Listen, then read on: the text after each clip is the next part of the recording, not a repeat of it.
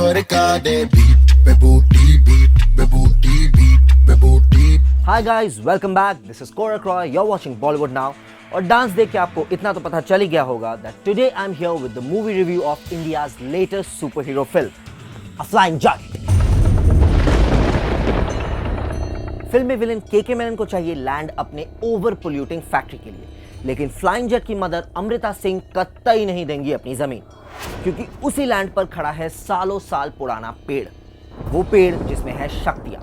सो क्या जीत जाएगा विलेन और will the flying jet save the day? Also ये फ्लाइंग जेट बना कैसे? इन्हीं सवालों के जवाब मिलेंगे आपको रेस्ट ऑफ द फिल्म में। Now let's give you some points from the film जिन्हें मिलते हैं thumbs up. Tiger's Aman is a boy next door और उसे कुछ नहीं पता of being a super hero, and that works for the film. From the hilarious and numerous costume changes to watching various Hollywood super hero classics, ये देखने के हमारे flying jet को आता क्या क्या है। एंड देन सीन्स जहां टाइगर ढूंढ के मुसीबतों में फंसे लोगों को बचाने की कोशिश करता है। The first half brings out quite a few laughs, और मेजर टारगेट ऑडियंस जो कि है बच्चे, उन्हें काफी मजेदार लगी। हम्टी शर्मा की दुल्हनिया और अ मैन्स वर्ल्ड में देखे गए Gaurav Pandey plays Tiger's best friend Rohit, and he plays it very well. Gaurav को नाचना आता है, कॉमिक टाइमिंग अच्छी है, और फिल्म में जब भी फ्रेम में आता है he lights it up.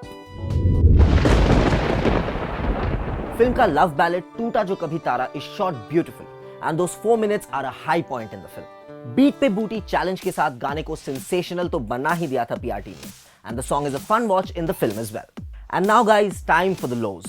Spoilers ahead guys. Second half में director Remo D'Souza overdrive mode पे चले गए, इतना कि टॉपिक पे टॉपिक डालते ही गए। From global warming to showing the greatness of sardars, makers brought in too much into the second half. At one point film सच में बन गई a fight between pollution and greenery. Good intent for sure, but not executed well at all Remo sir. Film की एक बहुत important scene is a direct rip off from X-Men days of the future past. Tiger's flying jet stops time, goes super slow-mo just like Quicksilver और देता है सारे villains को चकमा। But let me tell you, the scene ain't even half as cool as its inspiration. कहावत है a great hero needs a great villain, but the huge Australian wrestler Nathan Jones completely falls flat. There's a scene where he goes, "I have a black sword, Roo Kali hai meri." The crowd was literally LOLing, and trust me, उस dialogue का intention वो बिल्कुल नहीं था। The climax fight is so unbelievable, बयां करना मुश्किल है। कुछ 7-8 पंचेस खाता है राका अपने जट से और पहुंच जाता है सीधा आउटर स्पेस। इतना तो भाई पंजाब भी नहीं उड़ती। It doesn't stop here. लड़ते लड़ते रॉकेट्स तोड़ते हैं, सैटेलाइट्स पे चढ़ के लड़ते हैं। टू मच ROFL हो रहा था क्राउड में, बाय गॉड। ओह, मैं तो जैकलिन को भूल ही गया। नॉट दैट पूरे पिक्चर में कुछ खास करने को है भी। She is like on a constant sugar rush with annoying lines like, "Ooh, I love karate." I want to mention Tiger as someone who gets a thumbs up, but I'm failing.